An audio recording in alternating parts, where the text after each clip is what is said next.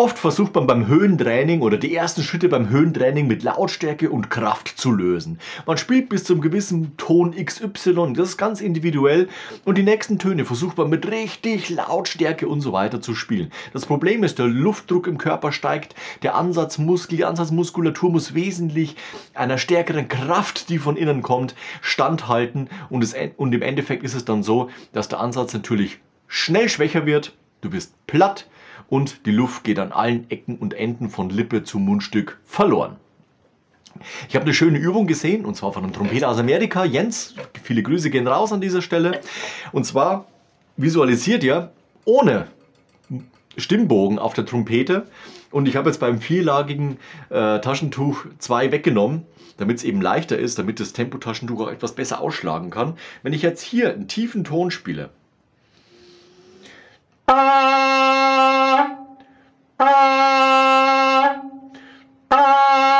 schlägt es ordentlich nach außen, nach vorne eben aus.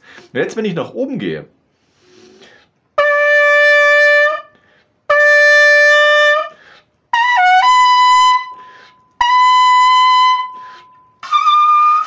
kommt fast überhaupt kein Ausschlag mehr. Das heißt ja, wenn ich jetzt höhere Frequenzen auf der Trompete spiele, dann passiert es nicht mehr, indem ich viel Luft nach außen bringe, sondern ganz im Gegenteil. Und die Überlegung ist ja eigentlich sinnvoll. Ich spanne die Lippenmuskulatur entsprechend an mit den jeweiligen Einstellungen von Zunge etc. pp. und gebe Luft nach außen. Die Lippen schwingen schneller, der Luftdruck im Körper steigt, aber die Luftmenge, die nach außen geht, ist ja viel geringer als eben beim tiefen Ton. Und das kann ich eben wunderbar mit diesem Taschentuch zeigen. Tiefer Ton. Da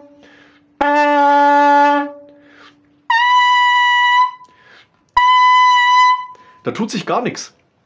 Und es ist doch für uns als Trompeter eine sehr interessante Erkenntnis, dass wenn ich eben dann versuche, auf der Trompete wieder mit Stimmbogen solche höheren Frequenzen zu erreichen, dass ich eben nicht dieses Unmengen an Luft brauche, die ich nach außen puste, sondern die tiefen Töne passieren, indem ich sie nach außen gebe, mit viel Luft, ne, je nach Lautstärke. Und jetzt, wenn ich nach oben gehe, dann passiert alles näher am Körper. Es passiert wesentlich mehr näher am Ansatz.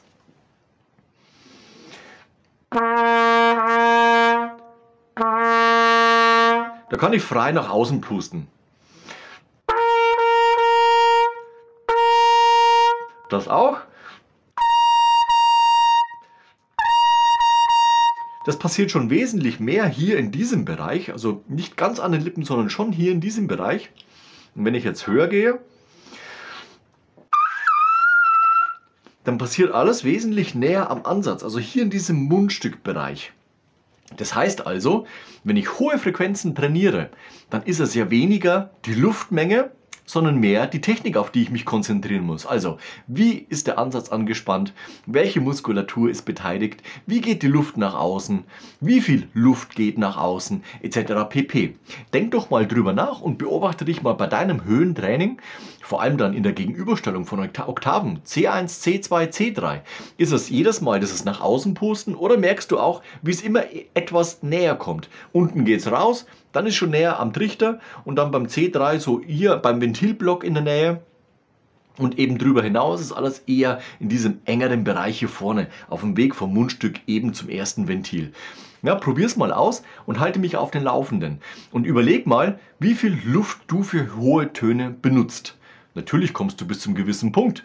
Und mit der richtigen Technik kannst du es ausdauernder und wesentlich energieeffizienter, das heißt letztendlich mit weniger Kraft spielen. Und dabei wünsche ich dir viel Erfolg. Schreibe deine Erkenntnisse gerne in die Kommentare. Und für mich ganz wichtig, lass gerne am Ende noch ein Like und Abo da. Wir sehen uns nächste Woche zu einem neuen Video rund ums Trompete spielen. Bis dahin, ciao, euer Nico.